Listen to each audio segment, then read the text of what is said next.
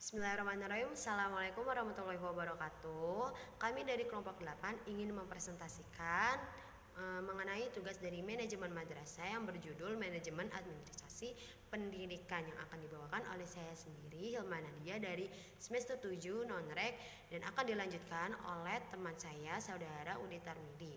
Pengertian administrasi pendidikan. Administrasi pendidikan ialah segenap proses pengarahan dan pengintegrasian segala sesuatu, baik personil, spiritual, atau material yang bersangkut paut dengan pencapaian tujuan pendidikan. Nah, pentingnya administrasi pendidikan ialah sebagai subsistem dari sistem pendidikan di sekolah dan sebagai penunjang untuk pencapaian tujuan pendidikan. Lalu Giovanni dan Carver, tujuan administrasi pendidikan terdiri dari 4.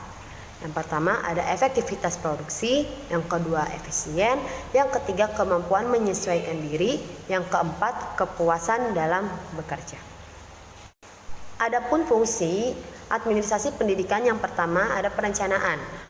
Di dalam perencanaan terdapat 3 unsur. Yang pertama dalam pengambilan keputusan, yang kedua aspek pengetahuan yang baru, yang ketiga perencanaan yang memiliki strategi dan taktik yang baik.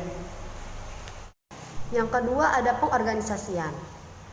Pengorganisasian adalah keseluruhan proses pengelompokan orang-orang, alat-alat, tugas-tugas, tanggung jawab, dan wewenang sehingga tercipta suatu organisasi dalam rangka pencapaian tujuan.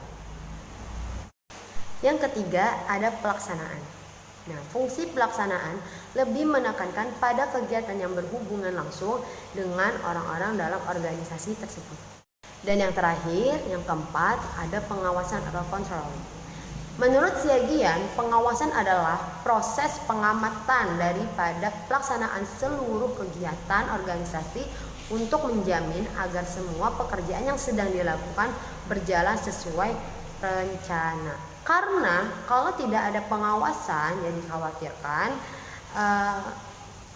dalam melakukan kegiatan pelaksanaan organisasi pendidikan tidak berjalan dengan baik, tidak berjalan dengan efisien, tidak berjalan dengan efektif, dan tidak sesuai dengan rencana untuk mencapai suatu tujuan yang baik. Pembahasan mengenai manajemen administrasi pendidikan ini tidak jauh dengan bahasan kepemimpinan dalam pendidikan, karena untuk memanajemen administrasi pendidikan yang baik harus memiliki pemimpin yang baik pula dalam mengelola administrasi pendidikan. Nah, pengertian pemimpin itu sendiri yaitu sebagai orang yang mendapat amanah serta memiliki sifat, sikap, dan gaya yang baik untuk mengurus atau mengatur orang lain ataupun mengatur suatu sekolah atau lembaga. Dan pemimpin itu juga harus memiliki sifat percaya diri, inisiatif, energik, menentukan sikap dengan waktu yang tepat, kejenihan berpikir, kegigihan, dan keberanian. Dan macam-macam peran pemimpin itu sebagai berikut. Yang pertama, peran pemimpin dalam manajemen sumber daya manusia atau MSDM. Yang kedua, peran pemimpin dalam pengambilan keputusan. Yang ketiga, peran pemimpin dalam pembangunan tim. Bagaimana tim itu mampu melaksanakan tugasnya masing-masing dengan baik gitu. Dan mampu menjadi pemimpin yang membangkitkan semangat bawahannya, dan juga dapat menyampaikan informasi secara tegas, lugas, jelas, dan sabar. Nah, dari semua yang telah disebutkan itu, pemimpin dalam pendidikan itu bukan hanya mengatur bawahannya saja ya, maksudnya guru-gurunya aja, tapi juga semua keseluruhan sekolah, lembaga gitu ya. Dalam pendidik ya, mampu memanajemen para pendidik untuk sama-sama bekerja sama dalam mencapai suatu tujuan pembelajaran yang baik.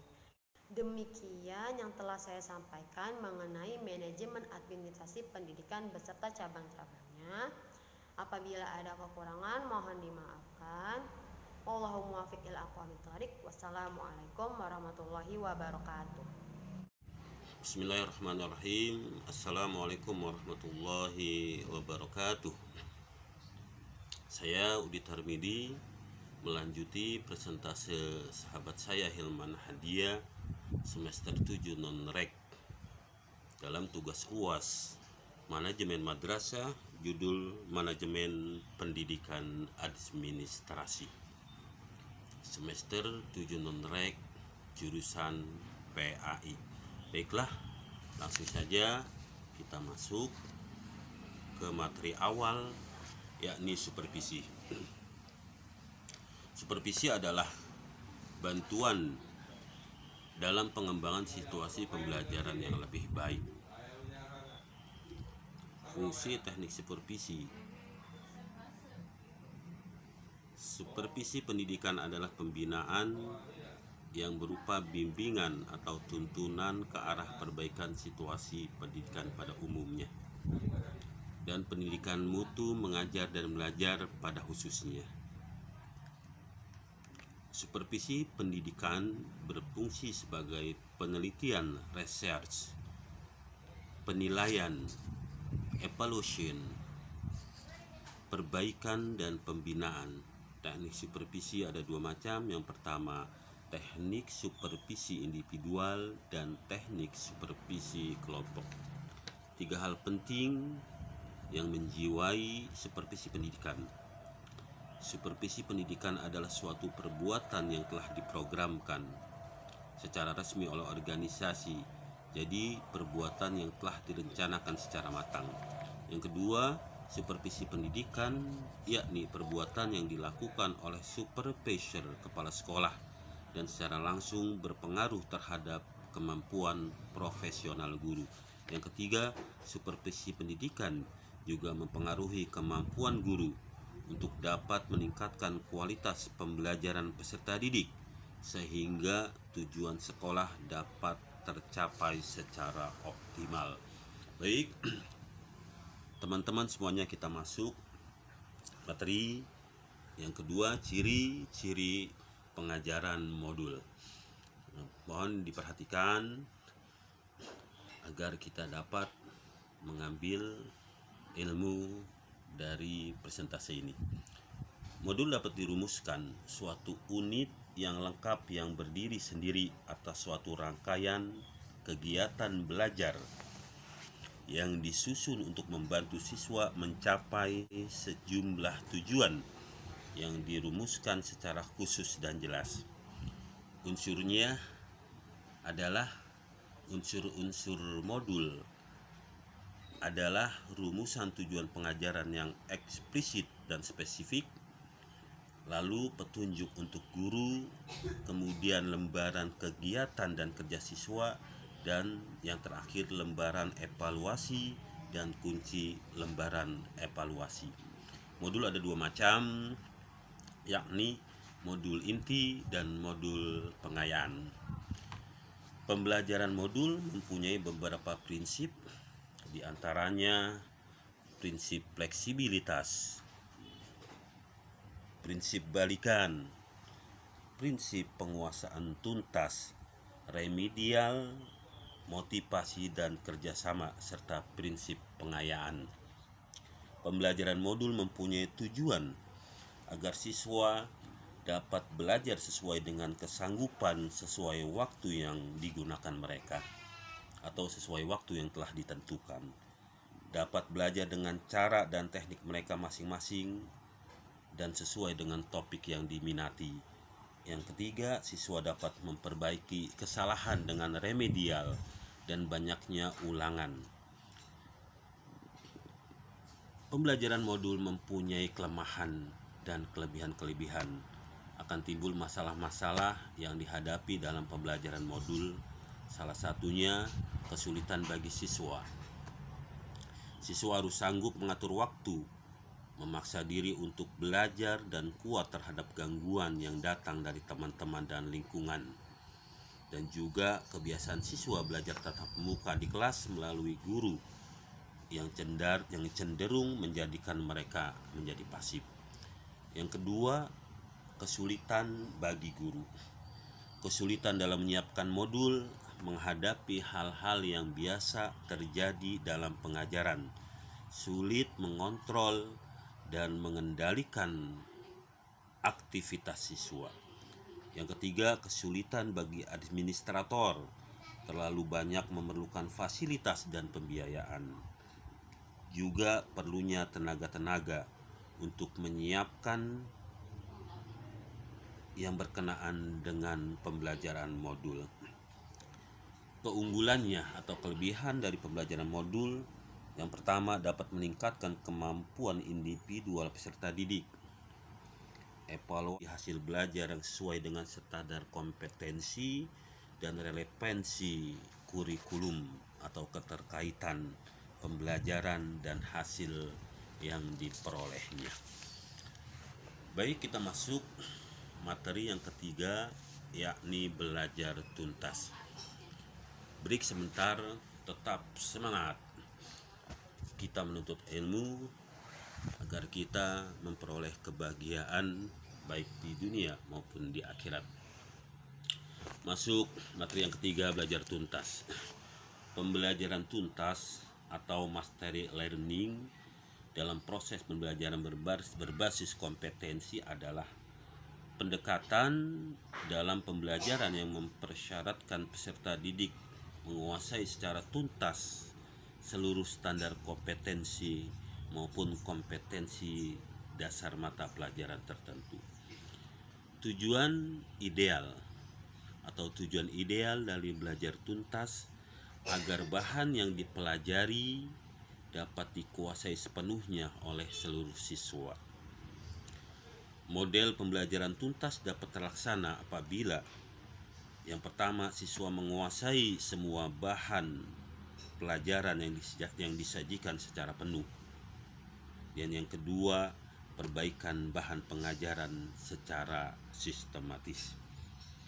Langsung masuk ke dalam partisipasi guru dalam administrasi pendidikan. Penerapan demokrasi dalam administrasi sekolah hendaknya diartikan bahwa administrasi sebagai kegiatan atau rangkaian kegiatan kepemimpinan untuk menjalankan, mengembangkan, serta mencapai tujuan sekolah. Pentingnya organisasi sekolah. Sekolah sebagai lembaga pendidikan sudah semestinya mempunyai organisasi yang baik agar tujuan pendidikan formal dapat tercapai sepenuhnya. Ada beberapa faktor yang perlu dipertimbangkan dalam menyusun organisasi sekolah. Yang pertama, tingkat sekolah atau jenis sekolah. Yang kedua, besar kecilnya sekolah. Yang ketiga, letak lingkungan sekolah. Letaknya strategis atau terpencil, itu dapat mempengaruhi organisasi sekolah. Selanjutnya, ada hubungan sekolah dengan masyarakat. Hubungan sekolah dengan masyarakat adalah proses komunikasi antara sekolah dengan masyarakat dengan maksud meningkatkan pengertian warga masyarakat tentang kebutuhan dan praktik pendidikan serta mendorong minat dan kerjasama warganya dalam usaha memperbaiki sekolah. Semakin majunya pengertian masyarakat akan pentingnya pendidikan anak-anaknya, maka merupakan kebutuhan vital bagi sekolah dan masyarakat untuk menjalin kerjasama. Peran dan pihak-pihak yang terkait, hubungan antara sekolah dan masyarakat antara lain.